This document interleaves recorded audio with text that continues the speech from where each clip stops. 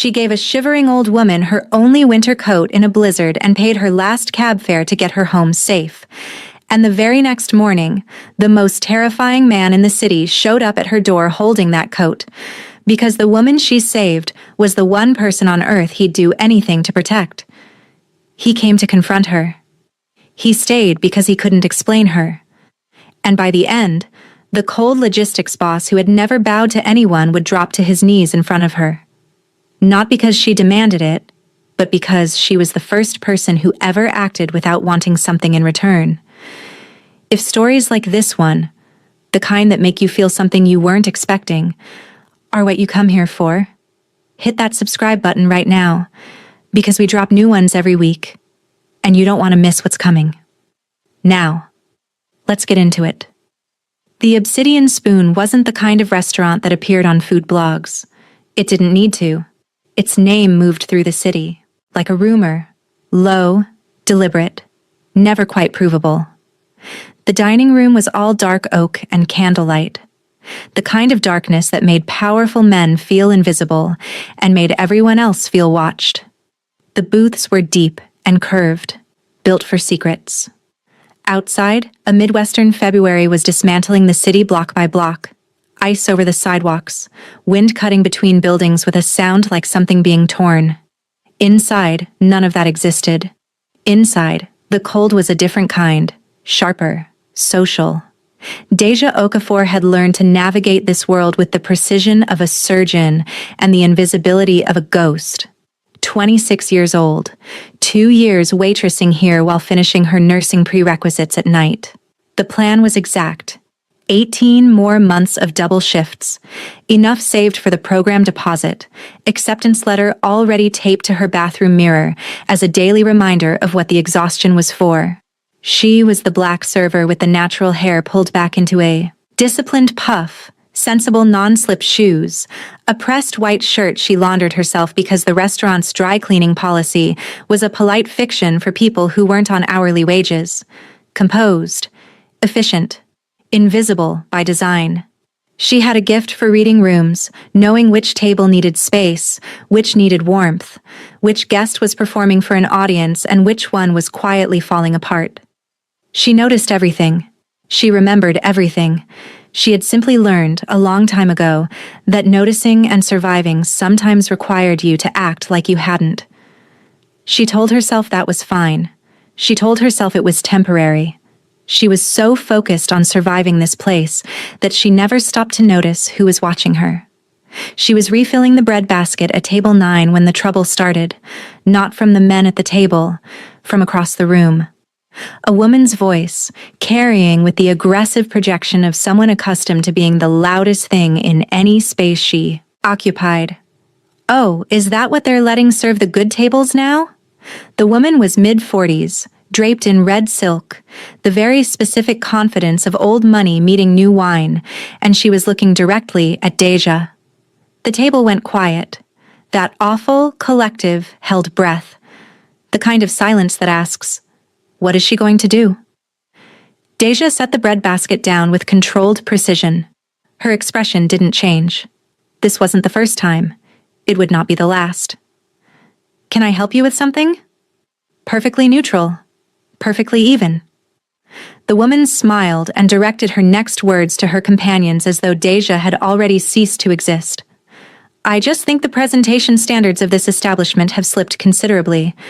I remember when everyone here was—" She paused, selecting her word with the malice of someone who wanted plausible deniability, more cohesive.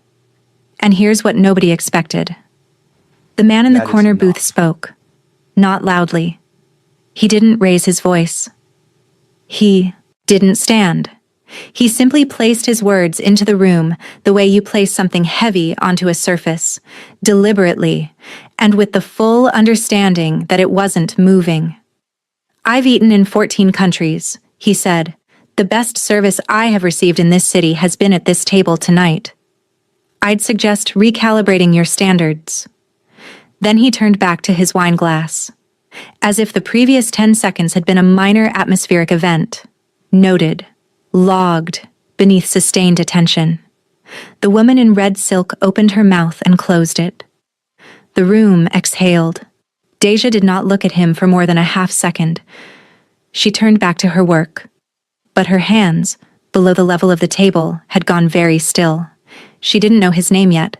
She didn't know what he ran, or what he was capable of, or why his stillness felt different from every other powerful man she had ever served.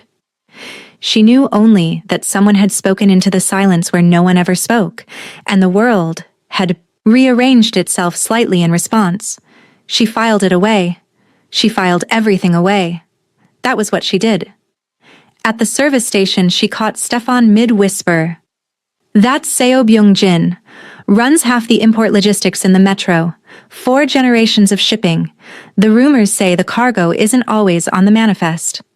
He said this with the authority of someone who had Googled something 11 minutes ago. "I heard someone try to renegotiate a contract with his company, and the next week their whole warehouse burned down. But no proof." Teache processed this the same way she processed everything at this job. Useful, filed, not her business. She had an order to deliver. She went and delivered it. And she told herself the warmth in the back of her neck had everything to do with the kitchen, and nothing to do with the man in the corner booth who had, without being asked, defended her in a room full of people who hadn't. She told herself that for about 4 hours. Then the blizzard hit.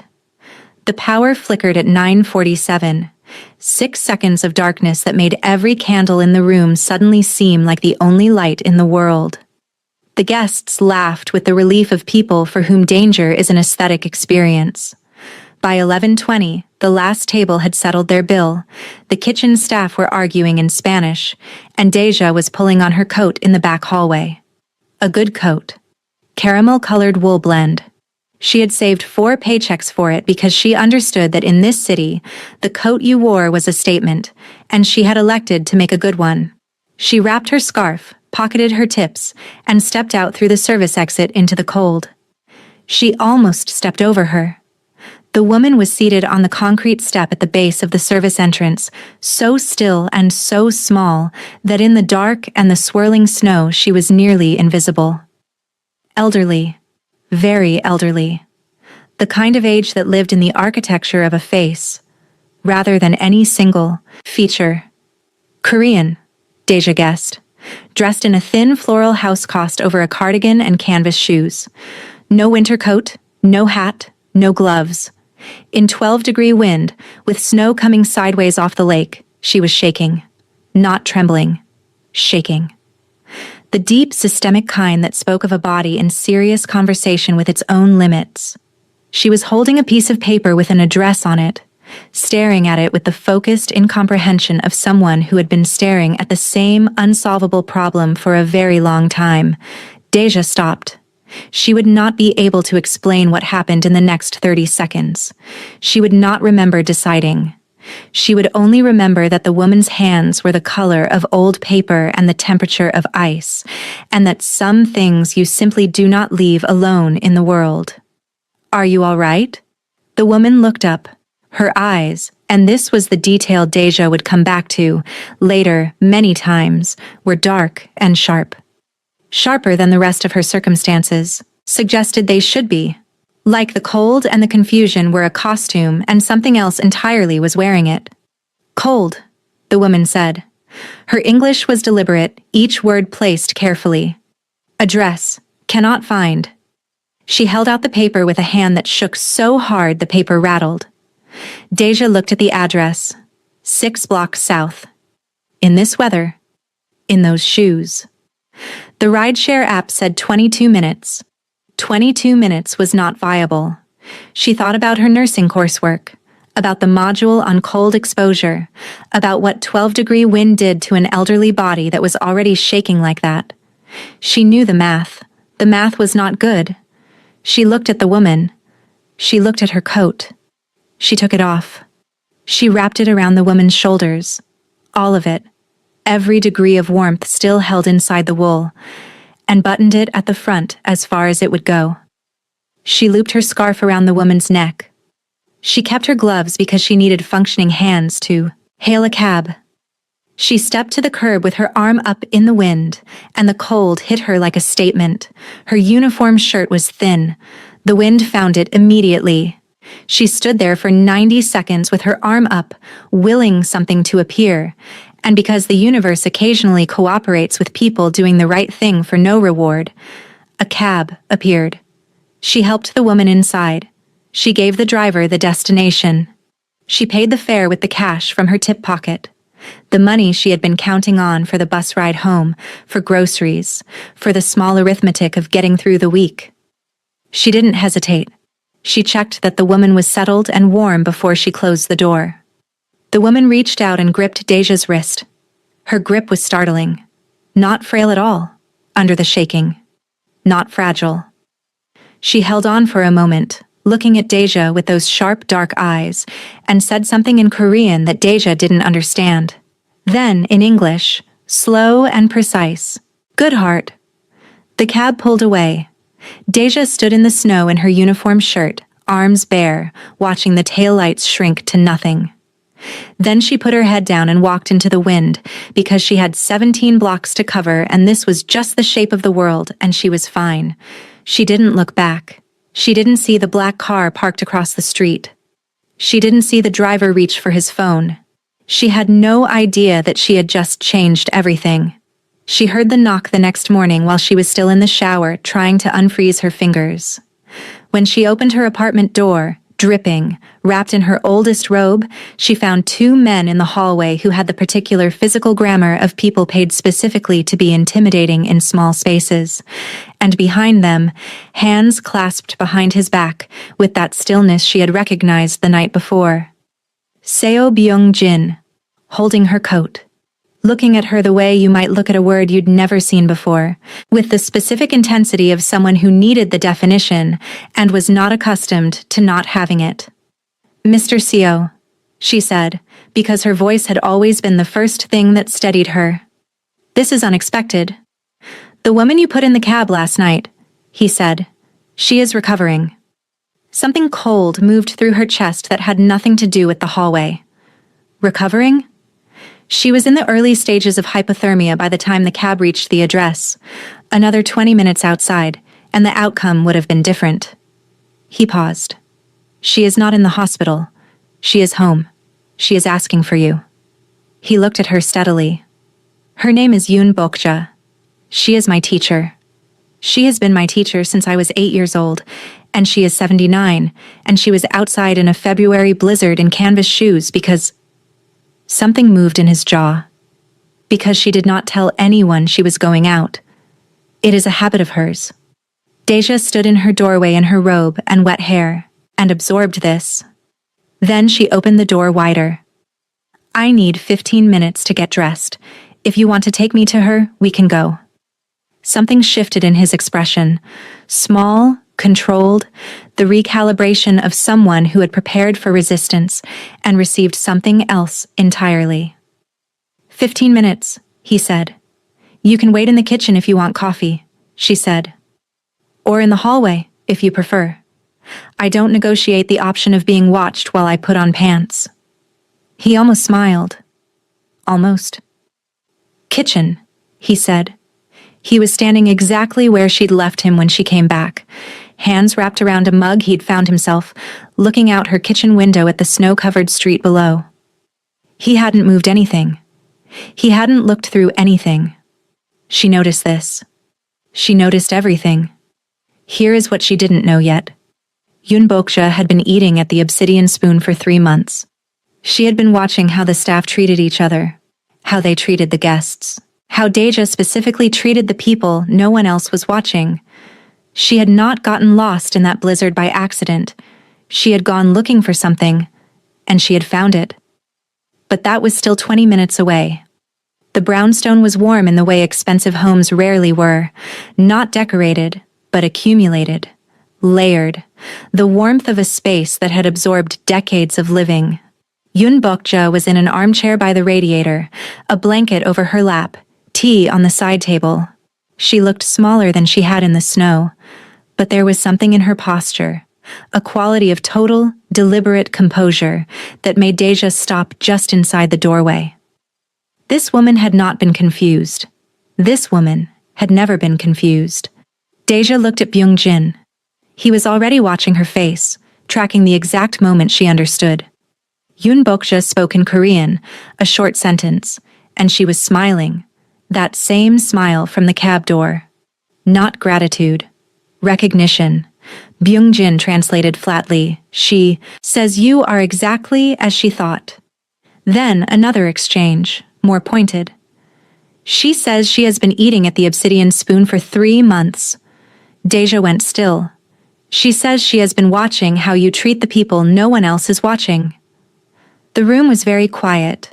Teache looked at the old woman, and the old woman looked back at her with the settled patience of someone who has moved a very long game to a position they find satisfactory. She arranged last night?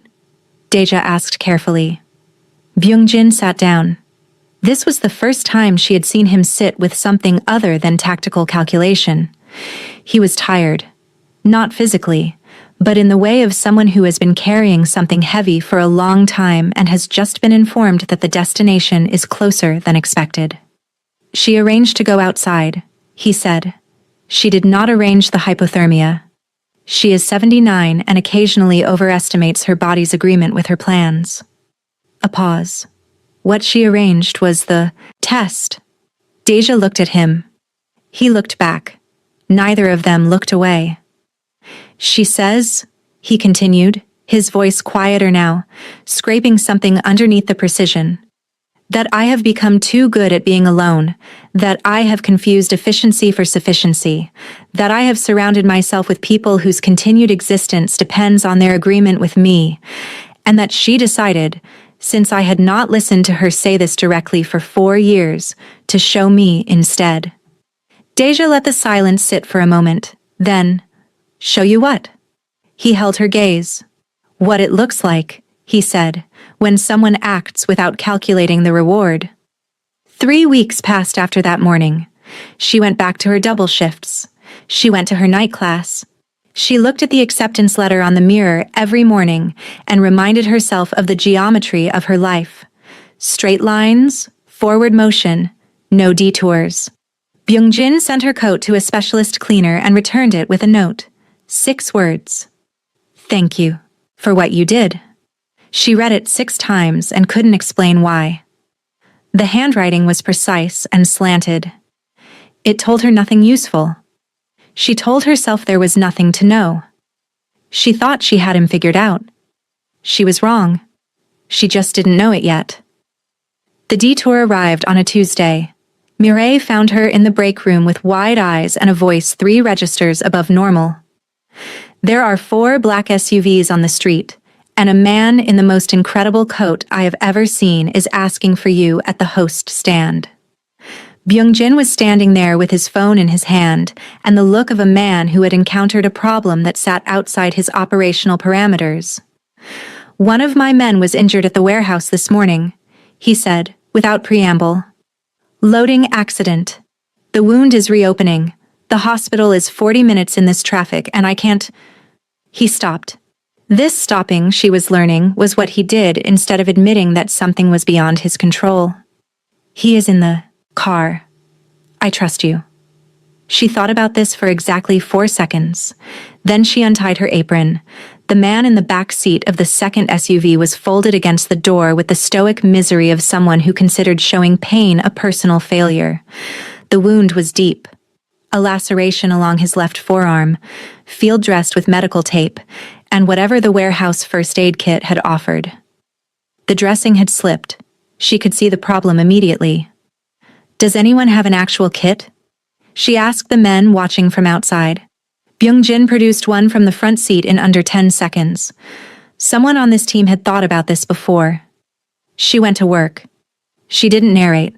She applied pressure, cleaned, redressed, secured. When she was done, the man's breathing had steadied. He looked at her once, early, with the expression of someone who had decided within 30 seconds that she knew exactly what she was doing. Byung-jin was leaning against the car beside her when she stood, up. Not hovering. Not watching over her shoulder. Simply present, at the right distance. He'll need stitches when the traffic clears, she said. The compression holds for 2 hours if he doesn't move it. Byung-jin looked at his man, then at her. You didn't flinch, he said. I've been working doubles in a restaurant kitchen for 2 years, she said. I've seen worse before 9 a.m. Something happened in his face. That small unlocking she was starting to recognize.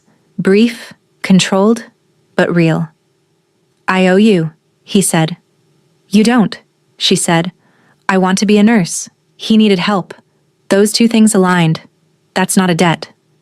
He looked at her for a long moment. Teache, he said. It was the first time he'd used her name. She felt it land differently than she expected. What? Dinner. Not a request for service, not a transaction. Dinner. With me. She thought about the acceptance letter on the mirror. The straight lines. Then she thought about him saying, I trust you, the way someone said it when trust was not a social nicety but something given once, carefully, and only when earned. I have a night class Thursday, she said. Friday, he said. Friday, she said. He took her somewhere quiet, a restaurant she'd never heard of, which was significant because she worked in the industry. No sign out front, no social media presence she could find. The kind of place that existed only through reputation. They were given a table in the back, not a power table near the entrance, not a table for being seen. A back table, a private one. He ordered in Korean without looking at the menu, asked her preferences first, adjusted without embarrassment. She noted that he was better at being attentive when he thought he was being logistical. This was, she was beginning to understand, how he operated in most areas of his life. Genuine care dressed as efficiency, because efficiency was the language he had learned, and care was the thing underneath it, he hadn't found different words for. Yet, they talked. Not about his business. He volunteered almost nothing about it, and she didn't ask, because she was self-aware enough to understand that some doors are opened from the inside, and pushing them from the outside only breaks things. They talked about Yoon Bok-ja. He called her teacher, with a reverence that sat in strange, striking contrast to everything else about him. He told her the old woman had found him when he was 8, the year his father's grief had worn the costume of catastrophically bad business decisions. He told her this without self-pity, flat and factual, the way you described something you had long since accepted and folded into the structure of yourself. He told her Yoon Bok-ja had sat across a table from him, a table exactly like this one, he said, looking at the wood grain as though confirming it, and told him that intelligence without direction was a storm, and that she had spent the next 15 years giving him direction. And then you took over, Teache said, and made choices she disagreed with. He looked at her. You've been listening to gossip, he said. I know how to discount it, she said. The question is how much. Something happened in his eyes then. Not the cold assessment of the first evening, not the controlled warmth he deployed for professional utility. Something between those, something that might have been him. I would say, he said carefully, that my family's business has survived 4 generations by understanding which rules exist to protect people and which rules exist to protect systems. I have broken the second category. I have not broken the first. He set down his wine. I'm aware this is not a distinction universally recognized. It's a distinction you invented yourself, she said. So you trust your own judgment. He looked at her levelly. I have to. There was no one else whose judgment I trusted more than my own. She felt the weight of the past tense. She held it. That's lonely, she said. Not as a diagnosis, as a fact, spoken simply to another fact. His jaw moved, very slightly. Yes, he said. They walked for 40 minutes after dinner. She didn't plan it, didn't time it. She only knew it later because she counted backward from when her phone showed her arrival time. 40 minutes through the cold and the orange-lit streets, talking about every minor thing in the way that is the secret language of people talking about the major things. She learned that he ran 3 times a week, hadn't missed a session since he was 19, that he read history rather than fiction because fiction required trusting someone else's invented logic, that he had laughed until he cried exactly once in his adult life, at a joke his mother made at a hospital bedside weeks before she died, and that he returned to that memory when he needed to remember he was still a person inside the architecture of everything else he was. He said it matter-of-factly, without the performance of grief.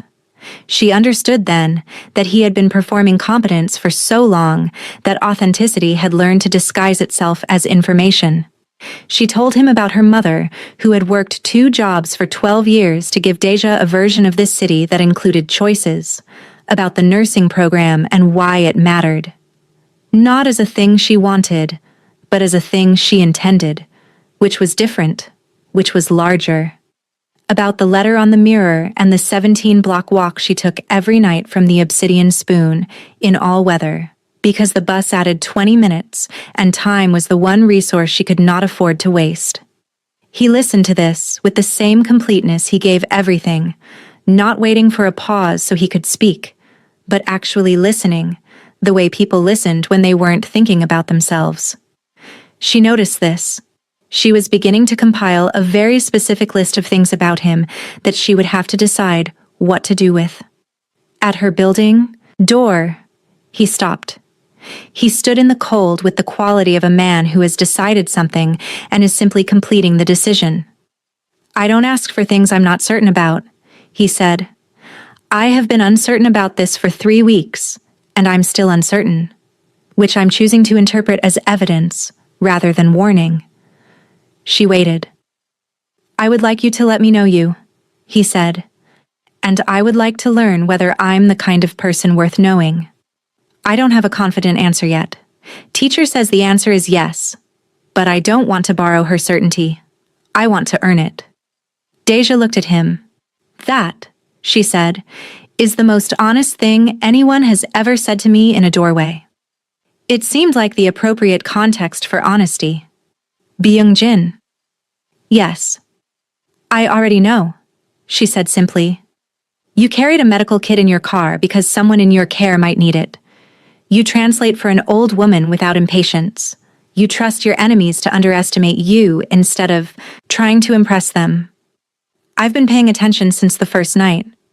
That's what I do." He was very still. "I know," he said quietly. She turned to go inside.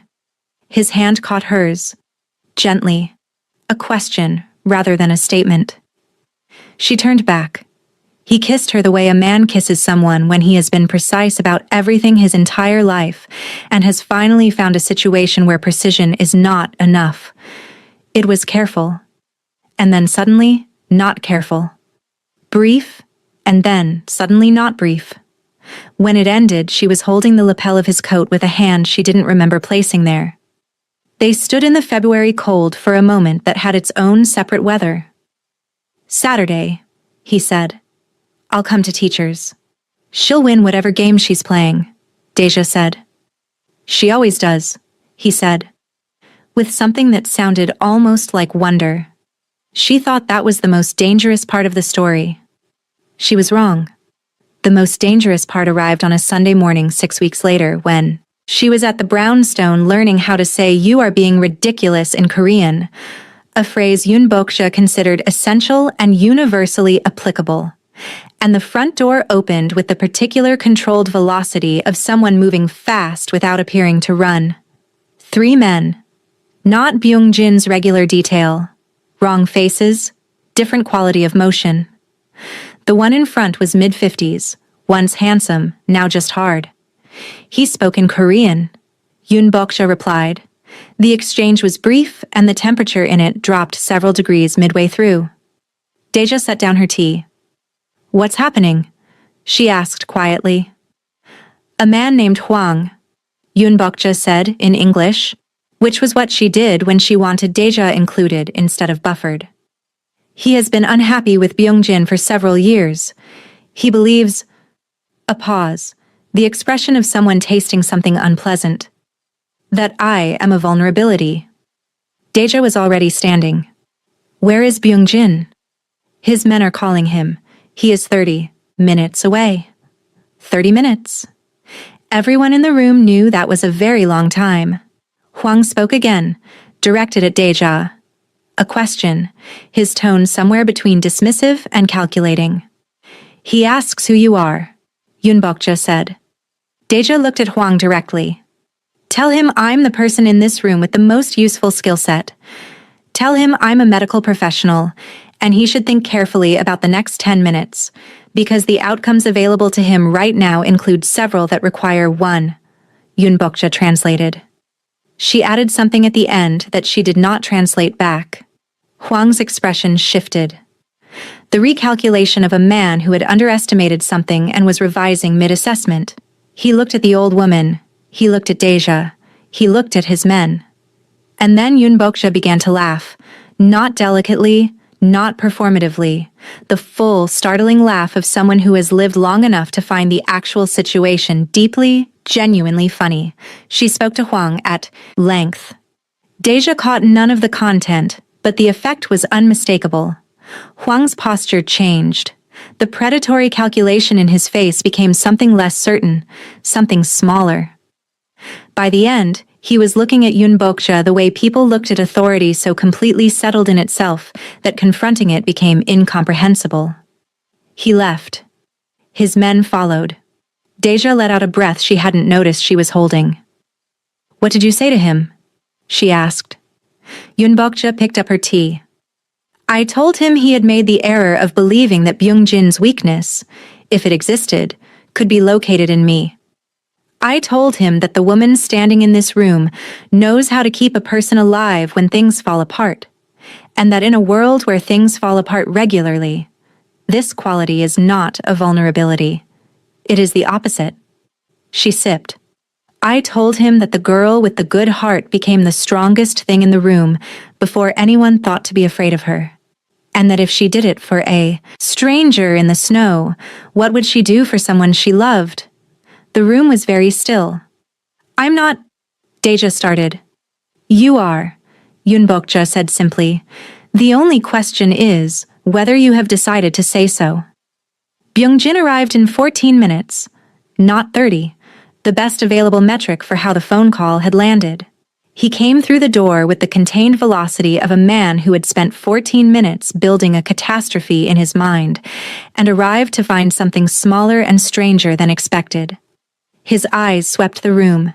Teacher, unharmed, tea in hand, the men gone, Teache standing in the middle of the kitchen with her arms crossed and the look of someone who has just finished something. He crossed to her in 4 steps. His hands came up to her face, not cupping, not grabbing, simply his palms framing her jaw as though taking a measurement that mattered. And he checked her eyes, her expression, her posture. Are you hurt? I'm fine. What happened? She told him. He listened completely, without interrupting, his eyes on her face the entire time. When she finished, the kitchen was quiet. You stood between my teacher and 3 of Huang's men, he said. I stood in a room and said things until the situation changed. There's a difference. There is no difference. His hands were still at his sides now, very controlled. You assessed the situation. You calculated what you had available. You used it. He paused. The next sentence cost him something. That is exactly what I do, except I have never done it for anyone. I have done it for positions, for outcomes, for legacy, not for anyone. Yunbokja, who knew exactly when to not be present, relocated to the other room. Teache uncrossed her arms. I know who you are, she said. I knew before the dinner and the walk and the door. I knew from that first night at the table, when you said what you said to that woman and then went back to your wine glass like it was a transaction that required no acknowledgement. I've been paying attention since then. That's what I do. Something happened in his face that she would later try to describe and find inadequate words for. The architecture came down. Briefly. Completely. All the precision and the stillness and the controlled deployment of himself. It came down. And what was underneath it was just a man who was quietly, profoundly tired of not being known. He crossed the distance between them. He kissed her the way you kiss someone when the answer was yes, and had been yes for longer than you'd admitted, and the relief of finally saying so was indistinguishable from the saying itself. She kissed him back the way you kiss someone when you had been paying attention, and attention, finally, was enough. In the other room, distinct and unmistakable, Yunbokja made a sound of profound satisfaction. 1 year later, the auditorium was full of the particular warmth of an audience who has come to celebrate something that cost people. Teache walked across the stage to receive her nursing license. She spotted him immediately. Second row, center, not the front, because he had correctly assessed that sitting in the front would have made him too visible. And this was her day, and visibility should belong to her. He was watching her with the expression she had come to know best. Not quite stillness, not quite softness, something between them that was uniquely him. Beside him, in the seat he had apparently fought off 3 other families to secure, was Yunbokja, wearing a hat no one had approved, holding a sign in Teache's own handwriting. 3 Korean characters she had learned 3 months ago in that warm brownstone kitchen. The characters translated as, "We knew." Teache laughed. She laughed while shaking the dean's hand, which was not protocol, but protocol had never been her primary concern. Afterward, in the parking lot, the February air cold but not cruel, that manageable cold she now associated with something else. "You created a clinic," she said, You created a clinic, she said. "For the warehouse workers," he said, "union partnered. The position needed a director of nursing to establish protocols. The position is currently open." She looked up at him. "This is a blatant attempt to keep me geographically convenient," she said. "It is a structured investment in community health care that also incidentally keeps you geographically convenient," he corrected. "The distinction matters." "It doesn't." "It does." She looked at the document. She looked at him. She looked at the sign Yunbokja was still holding behind his left shoulder. "I want a real interview," she said. "With actual selection criteria. Naturally. And a competitive salary structure. Obviously. And you cannot be my supervisor. Teacher would not permit it." Yunbokja, unprompted, said something in Korean that made the 2 men, from Byungjin's detail, unsuccessfully suppress smiles. "What did she say?" Teache asked. Byungjin looked pained in the particular way he looked pained when a translation required him to admit something. "She said that she has been waiting to say 'I told you so' for 11 months and this felt like the correct moment." Teache laughed. She reached up and took the lapel of his coat. That same reflex, that same unremembered placement, and pulled him down to her, and kissed him in the February air while Yunbokja applauded with the unself-conscious delight of someone who had planned this moment and was enormously pleased with the execution. "One more thing," Byungjin said when they separated. He reached into his pocket and produced something small and old, a piece of carved jade on a simple cord. He placed it in her palm. "Teacher wants you to have this. She says it belongs with whoever is protecting the people who matter." Teache looked at the jade. She looked at the old woman, who was nodding with the settled satisfaction of a person who has moved a very long game to its correct conclusion. She closed her fingers around it. "Tell her I know the word for thank you." Yunbokja, who understood English perfectly well and always had, said, "You said it correctly. Your pronunciation is improving." And in the February cold, the 3 of them stood together, and the city moved around them in all its indifferent beauty. And Teache Okafor, who had been invisible for 26 years, was finally, completely, permanently seen. And the feeling of it, she would say later, was better than she had known to hope for. If you felt something watching her get there, if you're the kind of person who stays for stories about quiet strength and the people who finally recognize it, subscribe and come back every week. We have so many more of these, and you don't want to miss what's next.